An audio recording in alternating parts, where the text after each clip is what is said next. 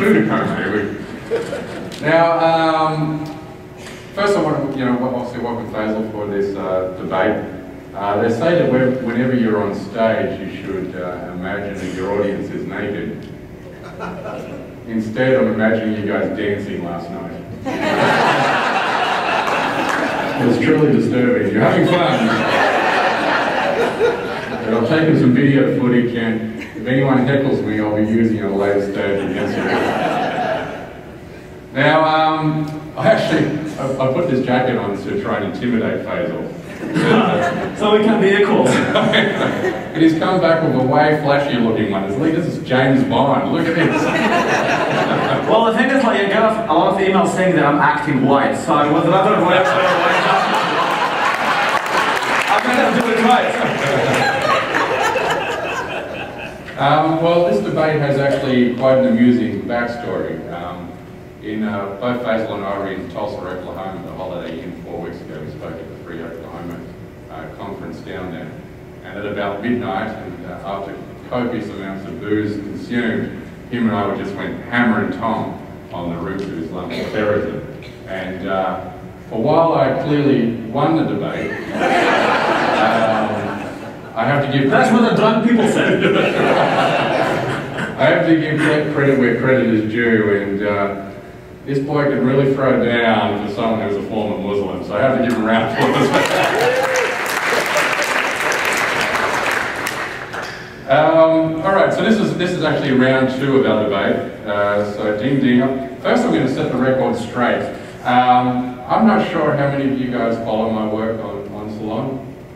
No? Yeah. 4. God, if Dr. Tyson said that, the whole room would be standing and cheering. Oh, good. Thank you. Very kind. So yeah, I want to clear the record straight. Recently, I wrote a couple of op-eds that were quite critical of Sam Harris's continued misunderstanding of the roots of Muslim rage. I've been called everything from a Muslim apologist to a terrorist sympathizer, and even a complete and utter dickhead. Now, and don't think I don't recognise some of your names on your name tag. I keep a scorecard, it's in here. So, anyway, to set the record straight, as an ideology, I think Islam sucks balls. There you go, there's your definitive statement. It's like any belief system which pretends to have the answers to all of life's questions. It's crap, it's rubbish. But the writings contained within the Quran, and Islam as an ideology itself, has absolutely nothing to do with Muslim rage against the West and Western targeted terrorism. And I'm going to explain. See, as an atheist, and I've been a lifelong atheist, I've never believed in deities or gods or anything like that, I so want to believe that religion is the root of all evil. It's not. It never has been. Money and greed is always the root of all evil, and that's always been, it lies at the heart of human darkness. The Crusades had nothing to do with religion. The Crusade was about the European ruling elite wanting to open up trade routes to the Orient.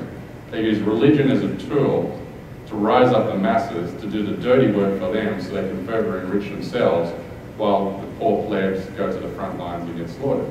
It's much in the same way that the Republican Party uses the Christian right today as unwitting pawns or reliable ballot box lever pullers to enrich their corporate overlords, even more. Now, this debate, we have to be clear, this debate is happening nowhere within the counter-terrorism community. There's a reason why the FBI, CIA, JSOC do not call on Sam Harris, Richard Dawkins, Dan Dennett, Faisal, for understanding on ways to combat Islamic terrorism. Because the reason is the roots of terrorism against the West has almost nothing to do with their critiques of Islam. Now, prior to moving to the US more than 2 years ago, I lived in the world's largest Muslim country for 10 years. I never met a single Muslim that said we want to take over the world, establish a caliphate, dominate the West, convert them to Christianity. It's just not the case. Now, that's my anecdotal experience. But in '05, I witnessed an Al-Qaeda attack in Bali. 2 suicide bombers, literally from me to maybe the back of the room, away. My wife and I, my son and my daughter, having dinner on Jimbaran Beach. If anyone's been to Bali, it's where you go to eat seafood on the sand. Boom! First guy detonates his backpack. We literally saw his head just go straight up. We moved away, and the second blast, there was a second guy detonating himself. So we were literally first responders at the scene that night. And at that moment, and for the next few years afterwards, I, like Harris and Dawkins and Bill Mayer and Faisal and so forth, I believed that the roots of Muslim rage against the West were hidden or clear in religious fanaticism, in the writings of the Quran and the scripture. Now, but over the past 10 years or so, or since 9/11, counterterrorism analysis has matured. When the 19, mostly 19 Saudi hijackers used themselves as human missiles and took out the World Trade Centers, our information on this was very low. We didn't understand what drove it, we didn't know what caused it. When Sam Harris and these guys wrote their book, that was the reflexive position. Oh well shit, it's got to be the Quran, it's got to be something in the scripture that's making these guys do it. It was a simple bumper sticker slogan to dupe the American public, not that they intentionally wanted to dupe the American public, but it gave Americans, an easy bumper sticker slogan to hold on to. Oh, well, that's Islam, that explains, if Islam is evil, that explains all the roots of evil in the world. Now, atheists, we love science. The science on terrorism has been done. We have the science, which is why there's no longer an argument or a debate in the counterterrorism community when it comes to the roots of Islamic terrorism. The 2 most exhaustive studies into Islamic terrorism is the Suicide Database, which is funded by the Flinders University in Australia, and the University of Chicago's Project into Terror and Security, which is funded by the Pentagon. Both of these studies reached an unequivocal conclusion that religion has almost nothing to do with the motivations of suicide terrorists. And I'll quote from the study. Quote, "There is little connection between suicide terrorism and Islamic fundamentalism or any of the world's religions. Rather, what nearly all suicide terrorist attacks have in common is a specific, secular and strategic goal to compel modern democracies to withdraw military forces from territory that terrorists consider to be their homeland. Suicide terrorism almost never occurs where there aren't foreign combat troops. In fact, the first suicide terrorist attack to ever occur in Iraq was when?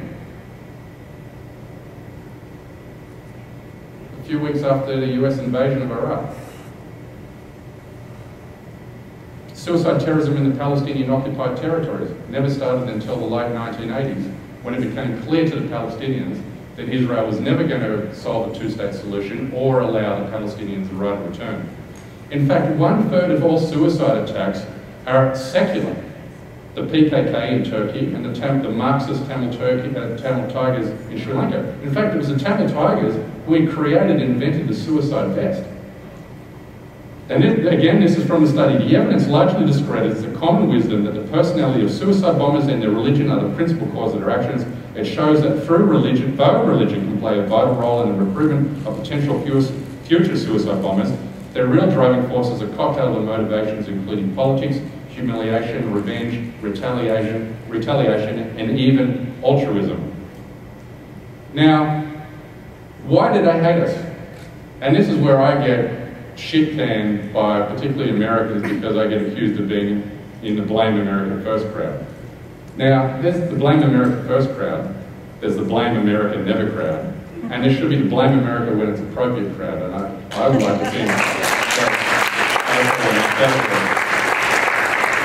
So just for the next 2 minutes while I'm still talking, I just want you to forget your Americanness for a minute and put your shoes, not in the shoes of Muslims, but put yourselves in the shoes of the people who live in the Middle East. Now, you're not going to hear, Middle Eastern oil mentioned on the airwaves. You're going to hear religiously motivated terrorism. You're going to hear clash of civilizations and all this bullshit that Sam Harris and the likes that will lead atheists into believing. These similar phrases are nothing more to distract and divert us from facing a central dispute between us and the Muslim world. We are addicted to the oil beneath their feet, and we intend to dominate the land they stand on. They fucking notice. I don't know why you don't notice. Well, maybe the reason you don't notice is because CNN, when their 24/7 coverage of what's going on in Iraq, just talks about how these are religious fundamentalists, they don't understand their grasp. Only 3 to 7%, Jordanian intelligence says that only 3 to 7% of ISIS's fighting force are jihadist Islamist terrorists. This is the Sunni militia. They're fighting for self-determination. The leaders of ISIS are ex-Ba'athist, pro-secular, anti-Islamists. That never gets said on the news, never gets said on the media. These are the guys we overthrew. These are the guys when we took out Saddam, we put 1 million of them immediately on the unemployment line. Now, at the moment, our domination of this region, from the Caspian Sea to the Persian Gulf, we have 44 US military bases on their land. Some of these bases are the size of small cities. So the message to the Muslim world is clear. America controls your economic future, and we are here to stay. The US gets 25% of its oil from the Middle East, mostly Iraq and Saudi Arabia. If the Middle East were to cut us off from their cheap oil supply, the US would not have enough oil to meet its economic needs within 2 years. We'd be done. Now, some of you in this room are old enough to remember what happened in the shortly after the Yom Kippur War and the oil embargo of the 70s. When we funded Israel in the height of the Yom Kippur War, the Arab states got so pissed off that they went, fuck it, that's it, America, we're cutting you off from our oil supply. And they put in the oil embargo. That led to massive spike in prices, lines for gas that went miles, and eventually caused the overthrow of President Carter. Now, you don't think any presidents that have come subsequent to President Carter have learned that lesson? So what every president after Carter have done, they've learned from that lesson. You say, you know what? We need to control the Middle East with a tactic the British used in the early 20th century. How long? 30 seconds. Oh man, it's not a minute. It's just an opening statement. So these British protectorates, they adopted that model, which is the Arms for Oil program. So this Arms for Oil program, we go to these despotic autocratic regimes like Saudi Arabia, Iraq when it was under Saddam, and we say, you know what? We're going to give you $55 billion worth of our weaponry every year, and we're going to prop your government up so we can get cheap access to your oil, unfettered access to your oil. Now, when we set up their military bases in their country, all that oil wealth, what do the people of these countries get? They get nothing. While 35,000 Saudi princes get a salary of $35,000 a month for just being alive, while the rest of the country lives in squalor, hopelessness, and an economic underclass. And it's an economic underclass which the criminal class thrives. And that's what ISIS is. So you've got a Sunni militia fighting for self-determination because they've been oppressed by the Shiite militia, because we did all that. And it's just jihadis who are attracted to this because they see the injustice that America imposes on the Middle East. But we've learned nothing from 9/11, the lack of self-introspection this country has in looking at what drove the attacks of 9/11, the fact that it's no coincidence that 17 out of the 19 hijackers were Saudi, because their goal was to get our military bases out of the Holy Land. Put yourself in their shoes right now. If there was a Saudi military base in the US with Saudi jets flying over New York City 24/7, and we were all economically destitute while the government in New York was enriching themselves with Getty mansion-style homes, driving foreign expensive European cars, while the rest of us in squalor. Of course, we would hate Saudi Arabia, we would hate the Middle East, and we would commit terrorism against that.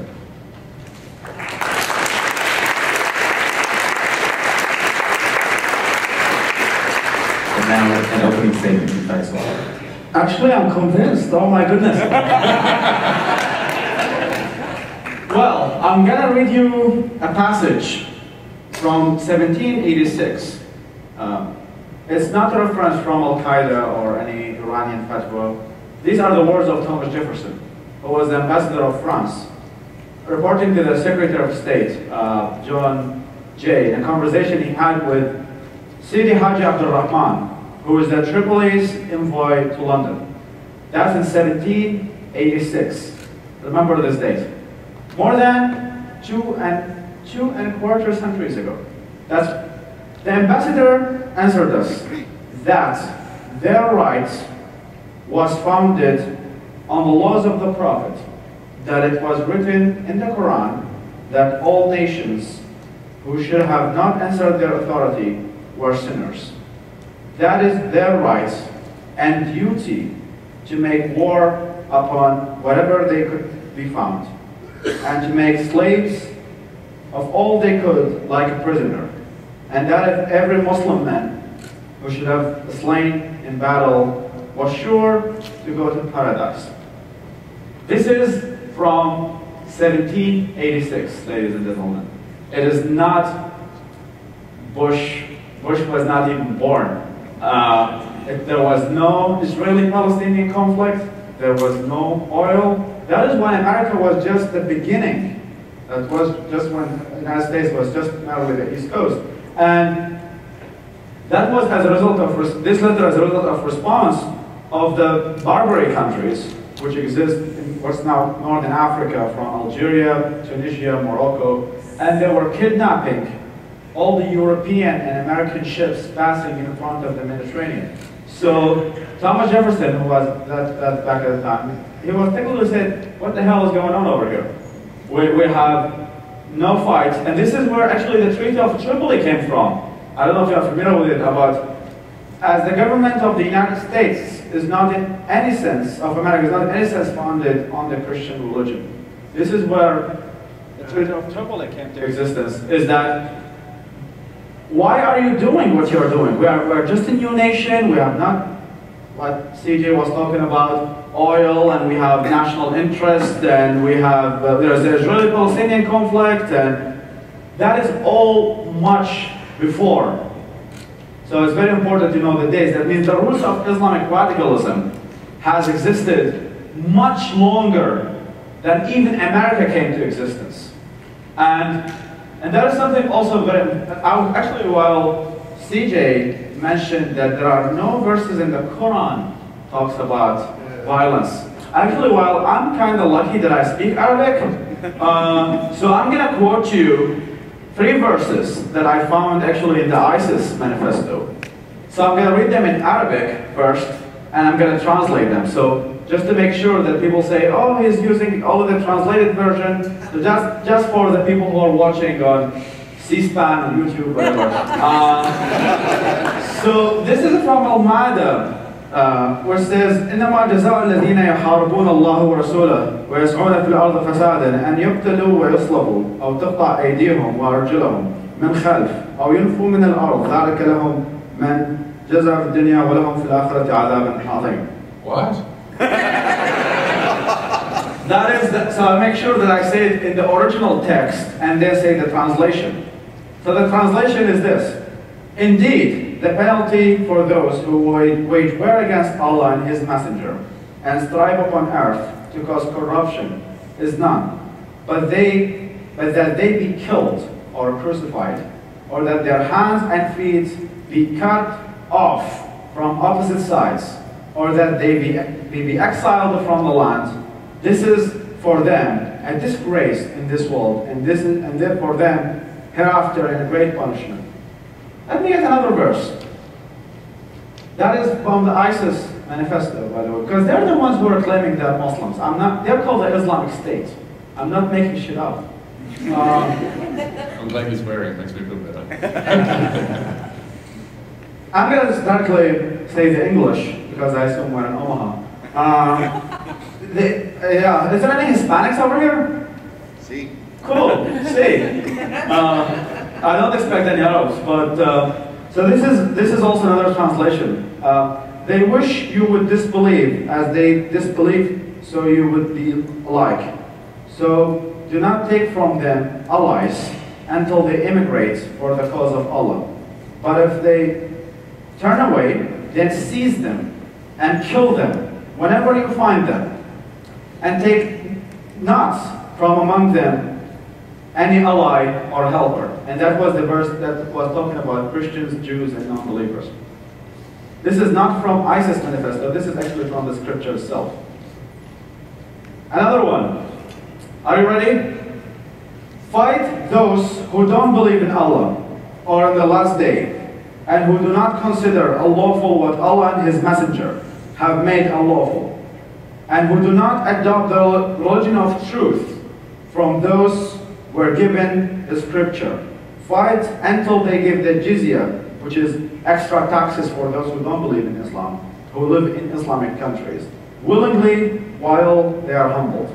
I can list for you, in the ISIS manifesto, there are more than 20 verses with hundreds of hadiths. We're talking about US foreign policy and Israeli-Palestinian conflict. This is something I'm actually specialized in. The thing is, they claim, ISIS, their claim of being Islamic. And the ironic thing is that when you see Western liberals say, no, they are not. We know more about Islam than they do. The fact of the matter is, if your enemy is actually the United States and Israel, why the Yazidis and the Christians were killed in Iraq? Why minority rights, as I mentioned, in all the countries, the worst countries to be minority in this world is Muslim dominated. It's not about ISIS, and it's not about basic human rights, like gays are human beings. You know, let's put this law standard and see which are the worst countries to be a minority in this world. Most of them are Islamic countries, except Uganda, which is Christian.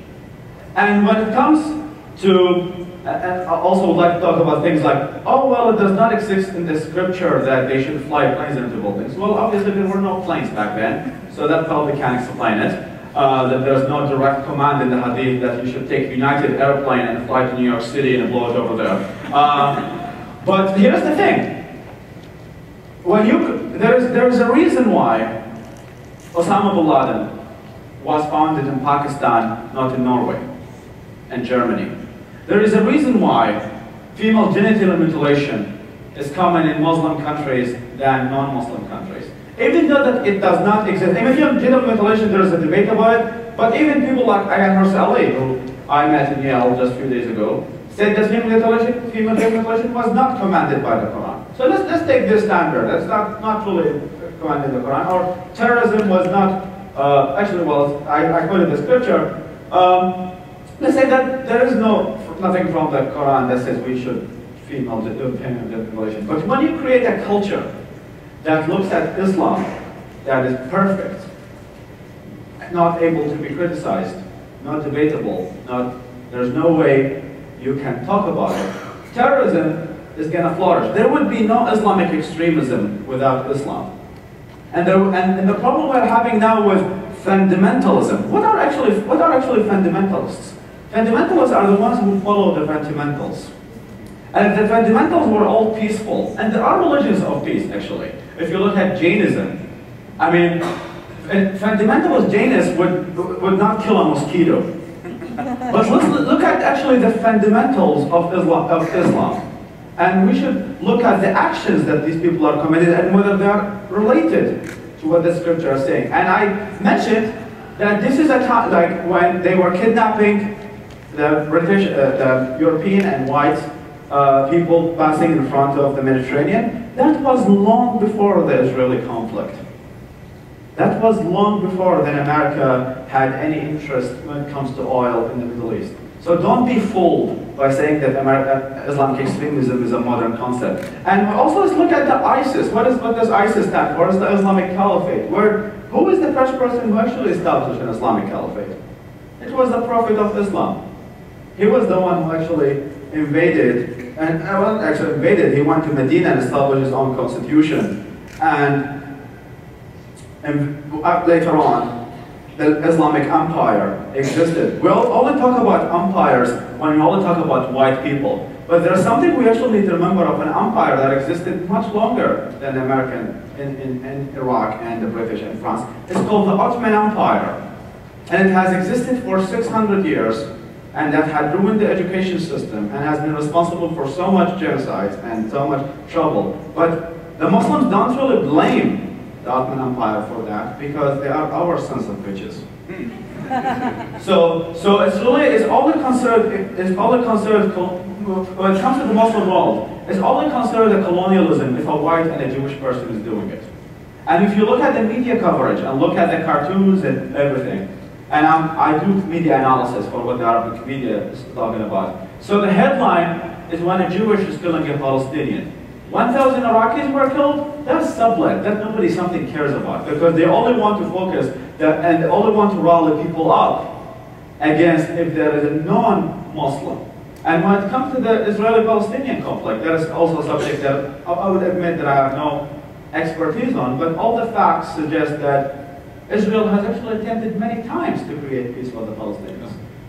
And what was the and there is the Muslim. What was the Muslim response when the partition happened in 1948 and Israel exists according to international laws. It's not and Western international law imposed on them when Palestinians were removed from their land. They are international laws, and they were voted on by the majority of the international community. But even leave aside that they say that Israel has not really attempted to establish it. And one of the main reasons why the Palestinians do not want to establish peace with Israel, which is, I would like to differentiate that there are two sets of Palestinians. There is the West Bank Palestinians that I have huge friendship with, and most of them want to live in two-state solution and live in peace and prosperity. And there is Hamas on the other side, which is a terrorist group that, unfortunately, many people apologize for. And they are following Islamic laws that they are fighting against the Jews. They're not Islamic extremists, ladies and gentlemen. ISIS and Hamas and all of this, they're not using Joseph Stalin biography to commit what they're doing. They're using what is available in their scripture. And Abu al-Baghdadi, just one second, Abu Bakr al-Baghdadi wouldn't be able to establish a caliphate in Syria and Iraq if he wasn't used the word Islam. Yes, the religion is being used, but because of the culture that respects religion. When you have, and that's what the problem with moderates, because they live in denial about the verses of violence. So when you have a culture that respects Islam, eventually Islamic extremism is going to flourish. Abu Bakr al-Baghdadi wasn't able to establish a caliphate in Germany and in Switzerland. He chose the right place, and so was Osama bin Laden. Because they are not, and when you look at the debates in the Arab world between the extremists and the moderates, you know who wins? The extremists. Because they have more scripture to support what they're saying than the moderates do. Thank you very much.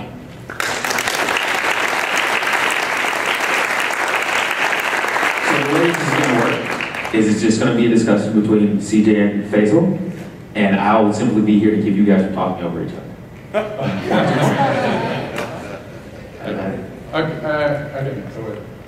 Okay, so is there a set time? Just, reply to his points and come back.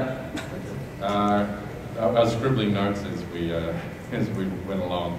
That 1776 Jefferson theme, that's always brought up to show the intention of the Muslim world. What was happening at that time in this country? Slavery.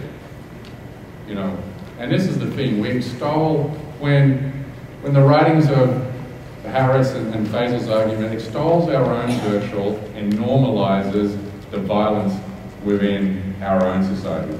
At the same time that two American journalists were beheaded in Iraq, 30,000 Americans are going to be murdered by another American in this country.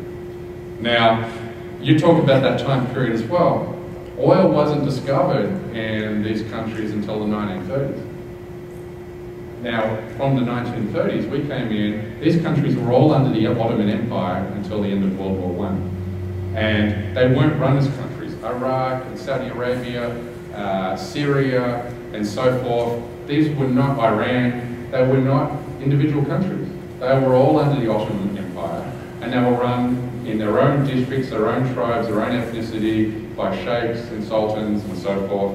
But then, as soon as the West figured out there was oil in this region, the British and the French came in there and drew up maps. We created these countries where there weren't countries. Iraq was effectively 3 city-states, not called Iraq, it was Mesopotamia, a region. It was Mosul, Baghdad, and Basra. And the British drew up that country of Iraq because it made sense to draw the lines that would encompass enough oil fields so it would be easier for the British to administer control of the oil for that country. Again, while we rip out the natural resources of this country and enrich ourselves and then enrich these autocratic despotic leaders to become incredibly wealthy while creating an underclass which creates a criminal class. And ISIS, if you excuse the fact that 97 to 95% of them are actually not Islamists, if you talk about that 5 to, you could even call it 10%. Again, it's for recruitment purposes. That's how you drive this. Now, the verses of the Quran, of course you can cherry pick verses out of the Quran. Muhammad was a warrior. Now, the biography of Muhammad, when atheists cherry pick the Quran to justify their argument, to dehumanize either the Muslim world or to criticize Islam, you're actually making the same argument that the terrorists make. They take the terrorists themselves take scripture out of context. Muhammad was a warrior who tried to, in a lawless society of Mecca, tried to implement these laws, was booted out of Mecca, went to Medina, and then for the next 20, 30 years, the Meccans were intent to destroy him. And he had a much smaller military to deal with. He had dozens against a military force that had hundreds. And the Meccans were destroyed to wipe him off the face of the earth. So they would attack Medina. So when you read the text, the scripture in the Quran says, fight the unbelievers, he's specifically talking about the people of Mecca. So every time you read these parts of the Quran, you've got to read it in the same fashion that the script of Braveheart, you know, they will never take our freedom. He's juicing up his boys to fight for their existence against a much bigger military. Can I have fun? Yeah, okay. You actually just contradicted yourself by saying Muhammad is a warrior, but the verses about violence are out of context. You just said that he was a warrior. So technically the verses that talk about violence are part of his ideology. But that's like saying that we'll take the verses of whatever General Lee said and we have to apply it today. So Confederates in the South go, we're going to kill Normanists today. This is the main problem. The problem, when you got to compare the Bible and the Quran, there are lots of verses of violence in the Bible. What is the likelihood that you're going to fight somebody who take the Bible, a verse that you should stone your girl to death if she was not a virgin at her wedding night? It says in the Bible, stone your daughter to death if she works on the Sabbath. Here we go. There are a lot of verses about violence, but how many Christians in the 21st century take these verses literally? A Pew study just came out and said 60% of the Muslim world is concerned about the rise of Islamic extremism. So what? It's the likelihood that there are more statistics show, and I'm not going to give a make-up number like 60%. But 67%. But Google it. You might have found Google it and find it out later. There are more, and here the problem is it itself. All these major biblical books contain verses of violence and concern. So it's obviously not only the Quran that has verses of violence. I'm not going to ever make this claim. But what happened to these two major religions, Christianity and Judaism, they have evolved. The Reformation happened, and the majority of Christians right now do not follow the Bible and literally. But the likelihood, there are, in the 21st century, there are more verses, there are more people, more Muslims, take the Quran literally than there are Christians. And that's why I don't only want to focus on terrorism, I also want to focus on human rights. Because things like women's rights and gay rights are the worst in Muslim countries because the fact that there are more Muslims take the verses against homosexuality, against women, more seriously. So Islam, when you mentioned the Crusades, what we're facing right now, Islam of the 21st century is the Christianity of the Dark Ages. It had not reformed yet. And we should support people who are reformers. Actually, there is a person that I mentioned called Majid Nawaz, and there's the main difference I talk about between reformers and moderates. Moderates are like CJ, in which like these verses of violence are all out of context, and they should be. They don't even say they should be interpreted. It's that they deny the existence of verses of violence. And I've had debates a lot with moderates, but the reformers, and this is the one we should support, by the way. is the ones that acknowledge the existence of violence in the Quran, and they acknowledge that ISIS actually has an argument to be made. When a Muslim goes out and he kills a homosexual, he's not being an extremist. He's not twisting the ideology to achieve this. He is following what the Hadith has said. And when ISIS is discriminating against the concept of jizya, that the people who are not Muslims should pay extra taxes and cannot join the army, cannot exist in the scripture.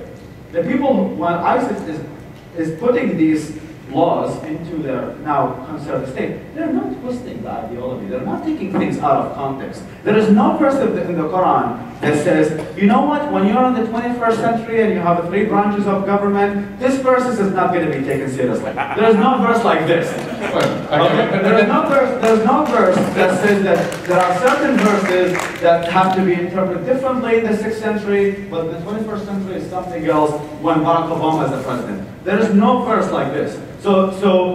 And actually when it comes to the verses of peace and verses of violence, because Islam has both, and I admit that Islam does not only have violence, has also verses that are peaceful, but if you look at Muhammad's biography, most of the peaceful, loving verses exist in the Makkah part, and when he became the leader of Medina, and there is a verse in the Quran that says that the verses that were in Medina take a precedent over the ones that are in Mecca. And that's why Muhammad actually became a warrior. That technically, the verses of violence should be taken more seriously now than the verses of peace. So I just wanted to make this clear that there are more Muslims who take, not only the problem of verses, it is the problem that more people take these verses seriously, that they represent danger. And ISIS, the reason why they're having some popular support is because they are using a language that everybody speaks. Even if the majority of Muslims are, probably 65% are against ISIS. I wouldn't doubt that there are a large number of Muslims who are not ISIS-like people, and I've mentioned that in my speech as well. But at the same time, ISIS is not a fringe minority, and they do have support from their scripture. Okay, just a couple of things. The founding fathers comment. Sorry, you're talking about what Muhammad had said back then in the 7th century, 8th century.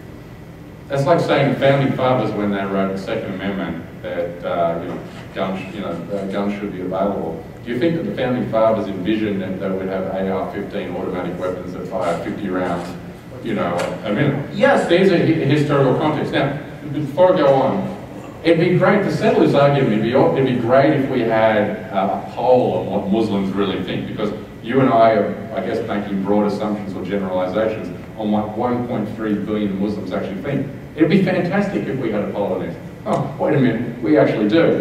The Gallup poll, which is the most broad, comprehensive, exhaustive study of what Muslims really think, it's titled Who Speaks for Islam? What a billion Muslims really think. The Gallup poll, based on 6 years of research, interviewed more than 50,000 Muslims, representing 1.3 billion Muslims who reside in 35 nations where Muslim is either countries that are predominantly Muslim or have sizable Muslim populations. Here's what they found. Muslims and Americans are equally likely to reject attacks on civilians as morally unjustifiable. Large majorities of Muslims would guarantee free speech if it were up to them to write a new constitution, and they say religious leaders should have no direct role in drafting that constitution. Muslims around the world say that what they least admire about the West is its perceived immoral decay and breakdown of traditional values. The same answers that Americans themselves give when asked the same question. When asked about their dreams for the future, Muslims say they want better jobs and security, not conflict and violence. The poll also found that 93% of Muslims oppose 9/11 and any form of suicide terrorism, and the 7% who do support it say it's only justifiable in political reasons, not religious reasons, and i.e. target against an occupying force. Let's start with the Second Amendment one. Nobody looks at the founding fathers as prophets who are infallible. There is a main difference. Tell it to the Tea Party. Yes, nobody takes. We don't get death threats for saying that the words of the founding fathers were infallible. Speak to Barack Obama. Let's make a bet, me and CJ, talking about the Islam, the majority of Muslims. both of us have published in major newspapers. I'm gonna make a cartoon about Jesus, and he's gonna make a cartoon about Muhammad.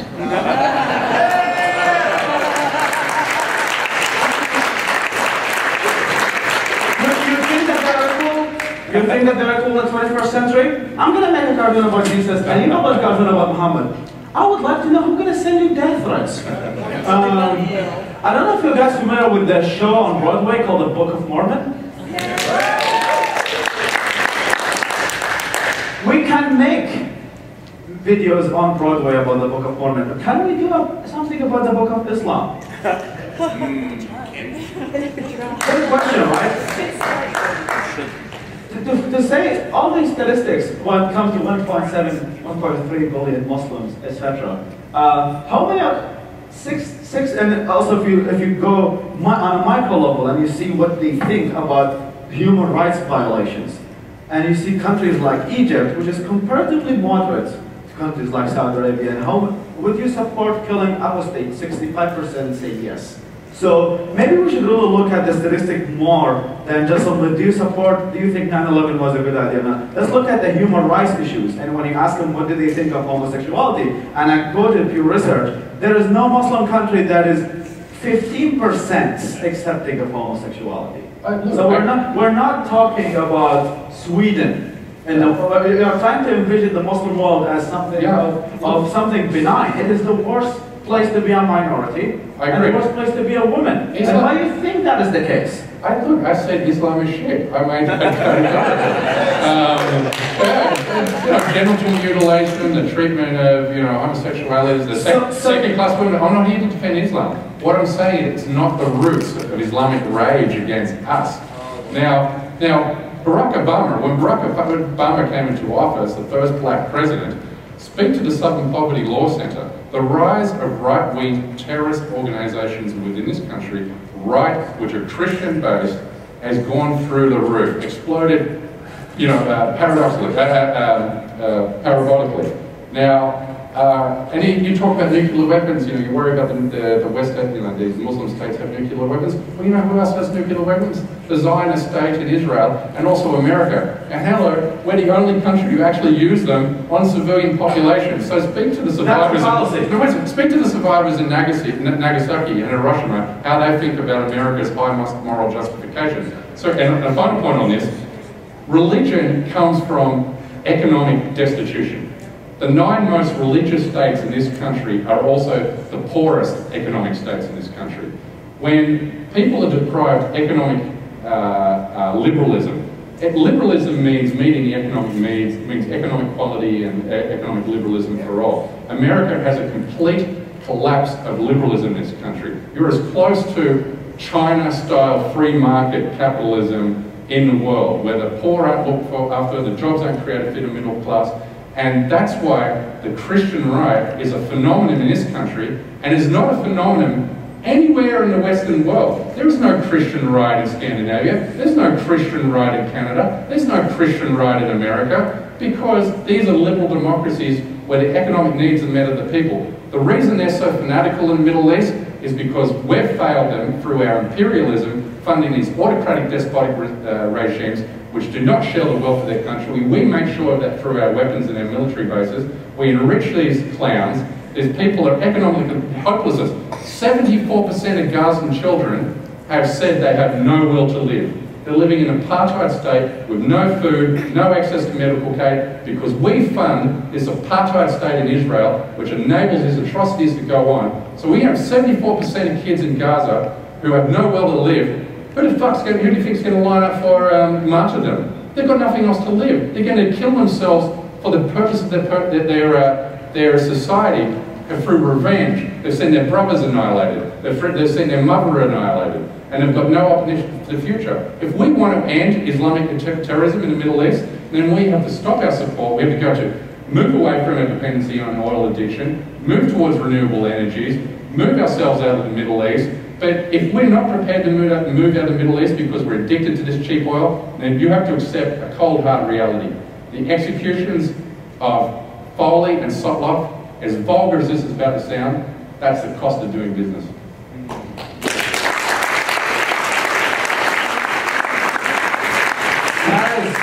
that is White Guilt 101, which says that they share no responsibility. So you did acknowledge that when it comes to women's rights treatment, gay rights treatment, the verses of the Quran justify them, but you somehow, when it comes to, but they, to some extent, they lead to these abhorrent practices. But when it comes to fighting the West, no, the Quran doesn't say anything about it. So here's where the double standard. You have acknowledged that there are, when it comes also to the West, this is what's called the White Guilt 101. Actually, Christopher Hitchens wrote a very wonderful book. Well, we don't have hours to talk about this. I would like to recommend Christopher Hitchens' book. It's called Christopher Hitchens on the Left, and this is called the White Guilt 101, in which it's all our fault as the Muslim world shares no responsibility. We brought all this to them. And when it comes to suicide bombers, and if you look at the 19 hijackers who did 9/11, most of them were rich, and they come from very rich background. The link between economic disparity and suicide bombing is actually has to be taken with context. Not also there is a link between ideology and suicide bombing that exists that has very little to do with economic prosperity and all of that sort. And when it comes to and I still have to take my bet, by the way. So we're gonna hold them accountable for it or not? I'm losing this debate so hard. So there is, and you also mentioned the Christian rights. I'm not a fan of the Christian right, apparently. But let's be honest here. We are now in Nebraska, which is technically one of the most religious states, and I've lived in Texas before, and also I lived in the Midwest for a while. The worst. Have anyone seen gays being beheaded in public in the Midwest? No. Yes, the Christian rights, as bad as they can be, they are still better than the majority of Muslim-dominated countries. So, because we have this, we have the same thing over here. No, you don't have the same thing over here. We're living in the 21st century. And when it comes to women's rights, human rights, the Christian right, with Sarah Palin would be considered moderate in the Muslim Middle East. So imagine how bad it is. And so is Michelle Bachmann and Terry Crews. They would be considered intelligent and moderate by what actually people believe over there. And when it comes to, it's all our fault. A lot of if you look at the spread of the terrorist groups, when it comes to the Middle East, there are terrorist groups that are popping up everywhere that has nothing to do with, there is no connection between Boko Haram and ISIS, except the only thing that have Boko Haram and ISIS in common, They're fighting Christians in Nigeria, is Islam. The only common factor between them. The only common factor between somebody flying all the way from Australia to Baghdad to fight for the Islamic State. Australia is not occupied by American white colonialists. Well, I'm wearing a white jacket, so I'm defending the white today. Australia has economic liberalism, and we have a healthy economic society. So, see, they live in healthy societies, and they fly all the way to fight with ISIS. Yeah, Lebanese immigrants who not necessarily. Some of them are have suffered discrimination, have lower access to jobs. Not really. The British Muslims who are going to fight for ISIS are coming from these suburbs like Luton in England. Luton has unemployment rates like some suburbs of Chicago, unemployment rates of up to 70–80%. Luton was a town which prospered during the industrial age. When these industrial age ended, the steel mills became dust.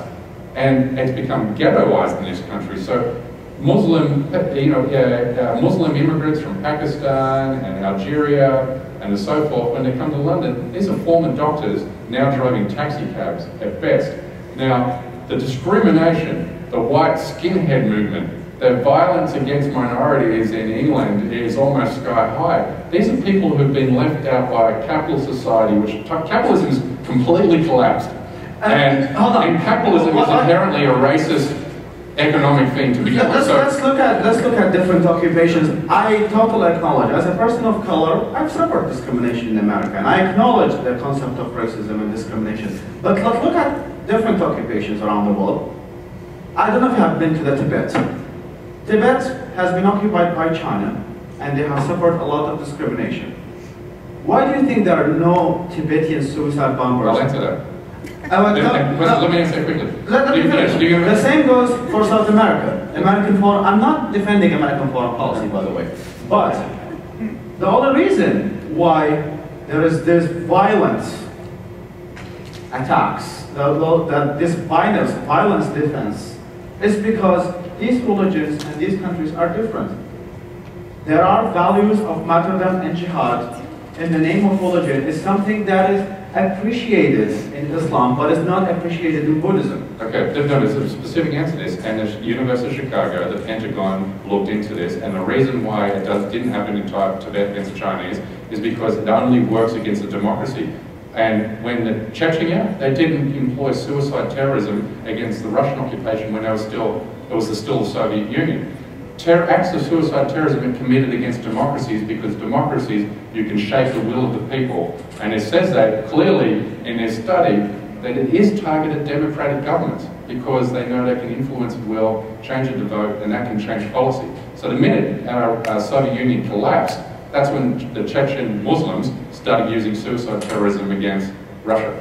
But you didn't answer the same question. Why, when it comes to the Palestinian-Israeli conflict, why there are Christian and atheist Palestinians who are as discriminated against as the Muslim Palestinians? Why all the suicide bombers are Muslims? That's not true. No, it is true. No. Name me five Christian suicide bombers in Palestine, or atheist suicide bombers in Palestine. When was the last time atheist blew himself up? All right, the very first suicide bomber was... Or a humanist, maybe agnostic blowing himself up. The very first suicide bomber was an atheist, 1886. It was a Tsarist Russian. But I'm speaking about cause-related. Something of defense of the ideology. Okay, in Lebanon, here I had to see. I meant to put this in my speech, but I ran out of time. In Lebanon, during the attacks in the 1980s against French, American, and Israeli targets, only 8 were carried out by Islamic fundamentalists. 27 out of 33 were the work of communists and socialists. I'm speaking... Communists, you know how godly they are.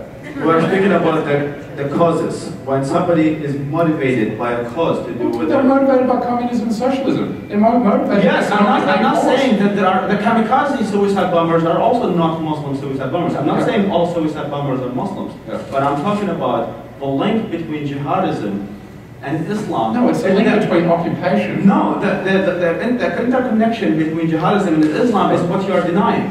Is that you are saying that there is no way that these people are motivated by something that is in the scripture that they claim to be motivated by the scripture. I'm not calling Abu Bakr Baghdadi an Islamic State. Yeah. He has a PhD in Islamic Studies from Baghdad University, who's one of the most prestigious, and he said this is what the scripture is telling us. While CJ is telling them, no, I know more about the scripture than you do. I'm not saying that. I know more about geopolitical situation maybe than what he does. So what you're... Oh, sorry. 5 minutes. Okay. And here's where the main difference is. I'm not in any sense suggesting, and I don't think that Islam or religion generally is the root of all evil. And that is a statement even shared by people like Richard Dawkins, Sam Harris, Bill Maher. But to deny... And your first statement that the Crusades has nothing to do with Christianity, I think some people disagree over here. I hope they do. We have here Nathan Phillips from the Westboro Church. I would like to ask him if the Westboro Church, what they did, has anything to do with Christianity, yes or no? I said it was religion was used as a tool. But if there is no culture, ruling elite. If there is no culture that respects religion, if there is no verses in this holy books, that tell them we can do this, they are not twisting ideology. If the Muslim world, if the Middle East were not religion, if they weren't Islamic, if they didn't subscribe to Islam, they would be attacking Western interests under a different banner. They would be attacking us under Arab nationalism. Not necessarily under the same way. I've done an interview. I've done an interview. if Saudi Arabia had a base here controlling our economic future and our future was shit, we would attack Saudi Arabia. I would attack Saudi Arabia, not necessarily. And by the way, Saudi Arabia is very rich because of America. But let's Saudi Arabian elite is rich because of America. An interview, and here you can see actually the effects of religion. An interview is actually published on my website of an interview I've made with a person who killed his daughter, and so I told him like it was his only daughter. And they asked him, we asked him, why did you kill your daughter? And he said he killed her because he loved her.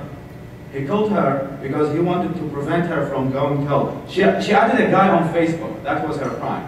And that's happening in Baghdad. If it's not religion that is motivating this person, I don't know what it is. It's not U.S. What is it? It's not U.S. foreign policy and Israeli occupation that motivated this guy to kill his daughter. It's not U.S. foreign. I'm not, in any sense, giving the U.S. foreign policy a free ride, by the way. America did a lot of mistakes. The Shah thing of Iran, and I agree with you that that's something that America should not have done. But the response, the violent response that happens in the Muslim world has a lot to do, and that's the main difference here, has more to do with religion than it does. And this is where your argument and the argument of Harris and so forth falls short in the case of Al-Awlaki. How well do you guys know the case of Anwar Al-Awlaki? He's the Yemeni person who was targeted by born in America, Western influence, American lifestyle, all-American boy for all intentions and purposes. And there is nothing in his 3 decades of following Islamic scripture which led him to a radically different ideology. This was a guy who was invited to speak at the Pentagon on Islamic moderation. When the attacks on 9/11 happened, he completely renounced it and said that this is totally un-Islamic, nowhere in the Quran justifies the murder of innocents, and so forth. He spoke out vehemently against it. What changed was over the course from 2001, the Iraqi invasion, Afghanistan, surgical strikes which are blowing up, Afghan wedding parties and Iraqi wedding parties, the 150,000 Iraqi civilians we killed. I know you think you're a secular country. We are. Fact of the matter, guys, this is a mostly Christian Judeo country, and that's how the Muslim world sees us. Now, let me finish this point on Al-Awlaki. Okay. Now, so when 9/11 attacks occurred, this is what he said. If there is an invading force from outside, then we would too struggle to defend ourselves, and that is where armed combat occurs. So actually fighting is only part of a jihad and considered to be a defensive force in order to protect a religion. Now, after US policy, foreign policy have totally backfired and was totally self-serving, again, clearly to dominate the Middle Eastern oil supplies, this is what he said in 2010 in a lecture called A Call to Jihad. So he went from a radical transformation, and that transformation had nothing to do with Islamic ideology. And this is what he said. We're not against Americans for being Americans. We are against evil, and America as a whole has turned into a nation of evil. What we see from America is the invasion of countries. We see Abu Ghraib, Bagram, Guantanamo Bay. We see cruise missiles and cluster bombs. And we've just seen in Yemen the death of 23 children and 17 women. I, for one, was born in the US. I lived in the US for 21 years. America was my home. I was a preacher of Islam involved in non-violent Islamic activism. However, with the American invasion of Iraq and continued aggression against US aggression against Muslims, I could not reconcile between living in the US and being a Muslim. So it was foreign policy exclusively which turned him into a radical, not his religious faith. Unfortunately, just a quick response, and then we're going to do questions. We're good. Okay. He did lose his religion, did he, CJ? It didn't lose. He did not lose his No, he didn't. Let me explain. So the solution that he disagrees with American foreign policy, he joined an organization that's responsible for killing gays and throwing acid on women. Maybe that's so related. If the reason why he moved, so he did not, first of all, he did not change his religion. He moved from moderate Islam to extremist Islam. So he actually maintained the same framework. And that actually plays my point, is that their response to mistakes in American foreign policy was to join a terrorist organization and start blowing itself up. If there is no religion to motivate this, he wouldn't. That's why the difference of religion matter here, ladies and gentlemen, because the Buddhists don't go from X and start throwing acid on women. And you see that the most victims of Islamic extremism are women, homosexuals, and religious minorities that have nothing to do with your foreign policy. Nothing to do, ladies and gentlemen. It's nothing to do. If Ahmed Awaki disagrees with U.S. foreign policy, and probably for some right reasons or wrong reasons, he wouldn't join Al-Qaeda to accomplish that. And the reason why he did join Al-Qaeda, and the reason why these people go to these extremist groups, because they have the scripture on their side. So they can rally people to get support. So if there was no... Have you read a book called Inside the Jihad? No. But And he was FBI, Muslim, converted to... and was it joined the Jihad, joined the Al-Qaeda, and throughout the book he constantly talks about the anger within Al-Qaeda is about at US bases in the Holy Land, Saudi Arabia. This is not about... Yes, so their best response, there are nationalistic groups which oppose, that oppose U.S. intervention in Iraq. Their response was not, Al-Qaeda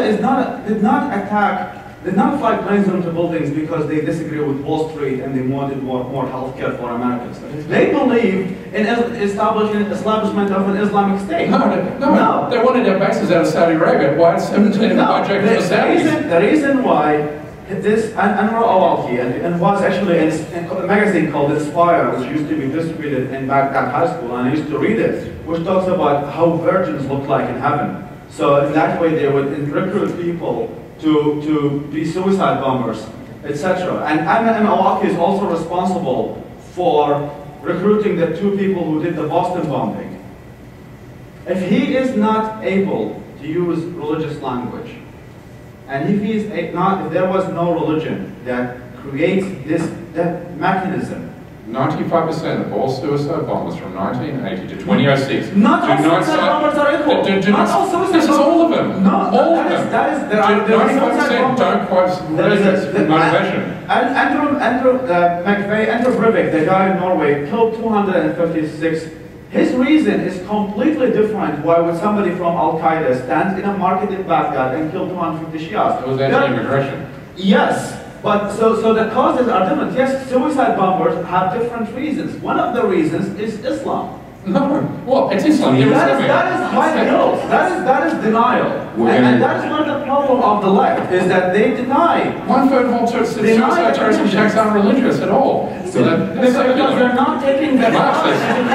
We're going to wrap this up and take some questions from the audience. We're going to take a few questions.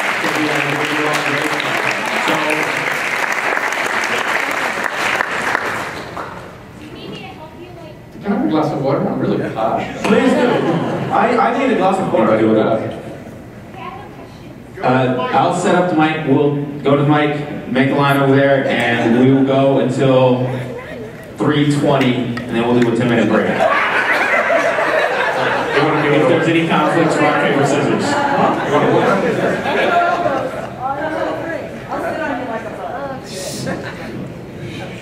Oh my goodness. You've opened a can of worms. You're all here to rip shit on Faisal, are you? My question's actually for you, CJ. Uh-oh. Were you here for the Tyson talk? Yeah. Okay, so he was talking about how the Middle East had this huge growth of like science and math, from 800 to 1100 BC or AD or whatever it was. And so he had talked about how when the Hadiths were written, that was in with math and science, basically, and it really economically has slowed down the Middle East. So your argument that it's for economic reasons and not religious reasons, wouldn't the economics tell the Middle East that they shouldn't be basically, economically it doesn't make much sense for them to continue to believe what they believe if it's distancing them from math and science. There's been 3 Nobel Peace Prize winners who are Muslims, so I'm kind of confused as to how you find this as an economic and not a religious issue. Well, where you have poverty and where you have low access to education, people find the solace in far right-wing ideologies. again, as I said, the 9 most religious states in America are also the 9 poorest states in America. Now, if you look at what we've done in that country, not just us, Britain and France, the Suez Canal, for example, we, British bankers, loaned millions, billions of dollars to Egypt in the late 1800s to build the Suez Canal. The Suez Canal was so the British would have faster access, to the Orient and so forth for trade. Now, when Egypt was unable to repay the high interest on all these loans and the economic loans, then Britain moved in and made Egypt a colony. Now, the British wanted their money back before they're going to let Egypt spend their money on education and infrastructure. So the first thing that went in repaying the loans to British imperialism and colonialism was taken away from infrastructure for schools and education and so forth. So this is how the trickle-down effect of our military occupations affects the economic well-being of these countries. But wasn't it the guy who wrote the Hadiths who said that they couldn't use math, like math and science were basically evil and they need to go away from it? Well, I don't, maybe that is in the Hadiths, but before we bombed the shit out of Baghdad, and invaded Baghdad, Baghdad was seen as one of the top destinations for university education in the Middle East. Middle Eastern, neighbouring countries would flock to the schools in the Middle East. They had great universities. Yeah, but there's no reasons why this thing did not continue. It's because religion played a role in stopping science and education from developing. So religion is actually impacting their economy. Faisal's only been in this country for 2 years, and look how extremely educated he is. He's been proud of Iraq. I don't think that you might say they're not educated, because I have heard and I've read studies from, Muslim nations, and there are a lot of things that come out of it, but you can't argue that they are way behind when it comes to math and science. And, yeah, we are too, but, we're not as far behind. I'm not here to defend that, of course. It sucks. All of that sucks. Islam has played a role, absolutely, in repressing women's rights and repressing education and so forth. Where I'm coming from is exclusively, that's not the root of Muslim rage against the West. I'm not suggesting that it's all the root of the problem. It is part of the problem, not the main. Yes, I'm not denying that there are socio-political concepts and mistakes of foreign policy, but Islam has a role, a major role, actually, in my opinion, but not the only role. So I need to make that clear. You referenced the states that are very red. We do have a lot of conservative, backwards, right-wing, Christians here, but like he said, you don't see them, even the most fundamental Christians here, which I was, like the Westboro Baptist Church, they are taught, there's a difference. No. You know how many Muslim Americans have killed another American since 1980 through to today? 25. Do you know how, I'm talking about American Muslims, not foreign Muslims. You know how many Americans have been killed because of right-wing terrorist groups in this country? 285.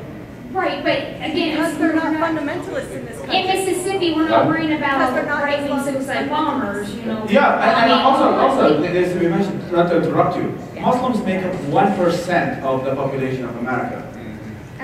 For those who understand behavioral economics, they know that minorities behave so differently than when they are a majority. You see that the majority, because you also mentioned Muslim Americans, which is very important to differentiate between Muslim Americans and Muslim Pakistanis and Muslim Saudis, because the majority of, even for example in Iraq, those who support secularism the most are actually the Christians in Iraq, because they see secularism as a way to protect their religious freedom. And the majority of Muslim Americans believe in civil liberties and secularism. But put them in a country in which Muslims make 99% of the population and see how minorities are treated. Hang on a minute. Of all the Muslim countries in the world, how many are a theocracy? One. Saudi Arabia is I just mentioned this statistics, one after one. Look, the line's over here. Keep echoing.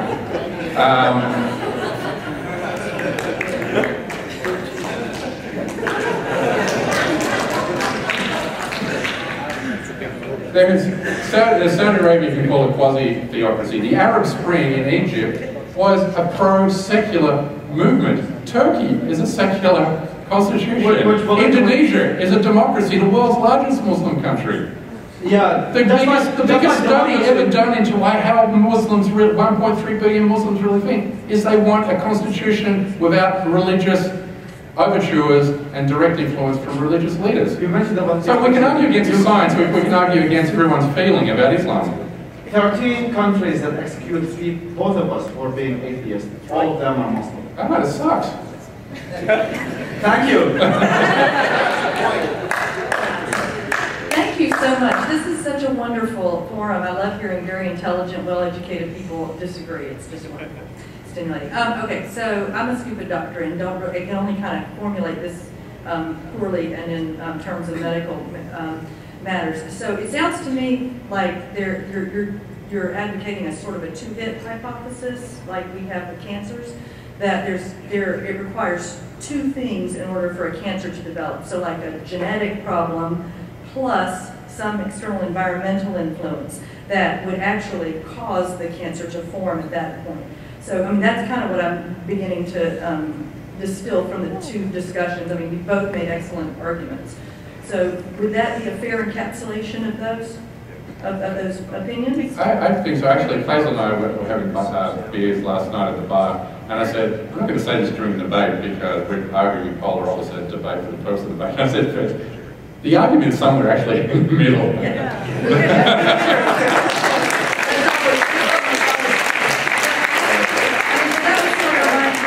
Understand the distillation. Then I actually have another question, which is... Well, it actually proves me right. To what extent do you see globalism and inclusion of the Muslim states or rather the majority Muslim states, to what extent do you see globalism helping or hindering this pulling people into out of their economic adversity and I don't even know how to formulate this question, but you know what I'm asking, so go ahead. The question is, both of us? Yeah, why not? Okay, can I say first? Yeah. When it comes to globalism, it can be answered for me. I think it's both. Is that when it comes to globalism, and now Thomas Friedman called it the interconnected world, is that now when we live in this internet age world in which you can gather information. I mean, when I was in Baghdad, my newspaper is the New York Times. So when you're living in this interconnected world and you're no longer enclosed by your small town newspaper or the knowledge, so in that way globalism helps in watering down religious beliefs. Like the same goes for urbanization in big cities. When I live in Washington D.C., all the churches around me are gay friendly, and last week they made a transphobia awareness week. So you can see that in big cities, religion tends to be much watered down than small towns in between Kansas and Missouri. So globalism it can have a positive impact, but at the same time, it also makes bad ideas spread quickly. Just like I've made a Facebook page that had 300,000 followers, Al-Qaeda can make a Facebook page and get 300,000 followers. That means you can, I mean, the Boston bombing incident, the guy was in Boston, the two people were in Boston, and Awaki was in Yemen, and he was teaching them how to do from Google Hangouts, connecting them both. So this is, and the recent case for the execution of the American journalist. So he's an American beheaded by a British convert in Iraq. That's a bad example of globalization right there. So it really depends on it has some good effects and bad effects. That's my take. Well, I mean, ultimately, how do you see it working? Is it going to be net positive or net negative? I cannot really. I'd rather go with the agnostic version. I would go with I don't know than to make shit up. Yeah. You're talking about the future going forward, how do we fix it all? Yes. Well, the how you fix it all is we have to stop supporting these autocratic regimes. We have to try and promote democracy, promote these secular movements within, which Egypt had. But the problem in a lot of these countries is the only organised political parties are these pro-Islamic parties. So even though the Arab Spring in Egypt was a pro-secular movement, by the time they got to the vote, only the Muslim Brotherhood was in a position to be organised, for the votes, and we saw what happened. But don't you think the reason why they had more organized is because they are using the term Muslim Brotherhood? No. Okay. consider on that, in Indonesia, the world's largest Muslim country, their hardline Islamic countries never get anywhere in the election. They're so far, they're not even considered a major threat in any of the national elections. That will happen in the Middle East eventually, but you have to provide economic security for these people, which means getting rid of these regimes, forcing these countries to share the economic wealth of their citizens. And if you don't do that, again, it all comes back to economic equality. And if you have countries that don't enjoy economic equality, and where the root cause of that, you're going to have religious extremism, because that's where people turn to when there's no hope. First off, when you were talking about Muhammad initiated attacks against Makkah, you were wrong. Sorry, I misphrased that. You were talking about how Muhammad was defending himself against Makkah and had a small band of followers. Actually, Muhammad was raiding caravans of Makkah, and they responded against that. Well, he was raiding traveling caravans, not exclusively Meccan caravans. No, but he was kicked out of Mecca. I know that. And then had no. So he was kicked out of Mecca. He Yeah. actually wasn't kicked out. He left. Yeah. He was invited to Medina. But what happened in Makkah before that, if you read the biographies of Muhammad, they were saying, if only you would stop blaspheming against our gods. We don't care what you're saying if you weren't so horrible to our gods.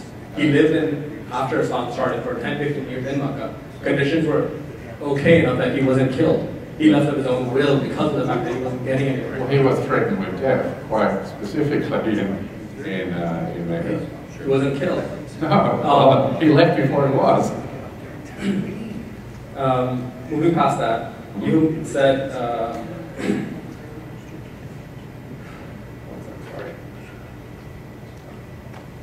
the Christian, Faisal was talking about the Christian and Jewish religions evolved over time. And one of the problems that right now exists is that Islam has not evolved. And by defending Islam, you said that talking about the Quran and picking and choosing from the Quran dehumanizes Muslims. If you change that to picking and choosing from the Bible dehumanizes Christians, would you agree with that statement? The fact is the Quran is a horrible text, and we need to challenge it. And unless it's challenged, unless there's selective pressure applied, the Muslim world will never change. We should be a part of those applying selective pressure, and you and everybody else should be supporting anybody that stands up and talks about the Quran and Islamic scripture being bad. There's a difference between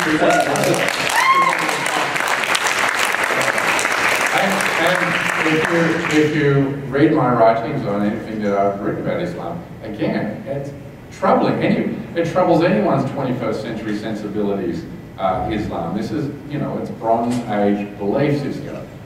Again, I keep coming back to, I'm talking about the roots of Muslim rage against the West. That is purely my argument. And the Muslim roots against the West are not based on Islamic scripture, it's based on our economic oppression and our occupation of their land. I slightly agree with that. America has done things which conditions have worsened. Worsening, they're suffering. That's from that part of the world, but beyond that, even if there's zero terrorist attacks against the West, there's no intervention, there's nothing like that, the violence still exists. Most of the violence exists between people killing one Muslim, killing another Muslim. Like Sunni Shia Muslims were killed in terrorist attacks. They were different, the wrong kind of Muslim. The problem isn't an American problem, the problem isn't American intervention. The problem is people subscribe to an ideology when people are other to such an extent that it is okay to kill them. Thank you, Muhammad. This will be the last question. And by the way, Muhammad is the director of ex-Muslims of North America, so you should check out his website for information. My question is, there has been sectarian violence between Shia and Sunni forever and ever. Is there any issue there with Sufi? Sorry? Are there any issues there with the Sufi Muslims? Are they included in any of the violence? I mean, you don't hear very much about them. Well, I mean, Sufis are a minority. Okay. They suffer some persecution in a lot of countries. I mean, I was mentioning about the true kind of Muslim, and there's also the Ahmadiyya Muslim community, which has been a lot of prosecuted in Pakistan. But the funny thing is that they come here to America and they say Islam is a religion of peace. While in Muslim countries, they're called no, the true Muslims. So it really depends on where. And to be honest, I'm not very much familiar with Sufi people, so they exist in the Middle East. We don't really have a lot, and most of them actually immigrated to the West.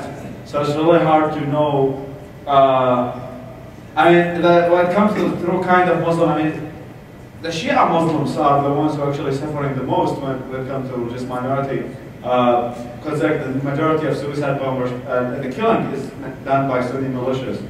And Shias are, this is like the second main sect of Islam. And when the rest is also suffering a lot of persecution. Even within Sunni Islam, there are people calling that. So now like Al-Qaeda says that ISIS are not the true Muslims, they are too extreme. So, and then you have the Al-Qaeda saying that the Sunni Muslims who believe we should have a liberal country should be killed. So, I had heard of Sufis compared to like Buddhists. Huh? I had heard that Sufis were more like Buddhists. Yeah, they do believe in mysticism. A lot of stuff related to mysticism. I'm not very much familiar with their stuff, to be honest. I'm gonna be honest here. So, but they're probably not suicide bombing people. There is, yeah, I haven't heard of suicide bombing Sufi. It's probably unlikely. Then they do a lot of rotations, a lot of mysticism. Maybe they blow themselves up when they meditate or something. Thank you.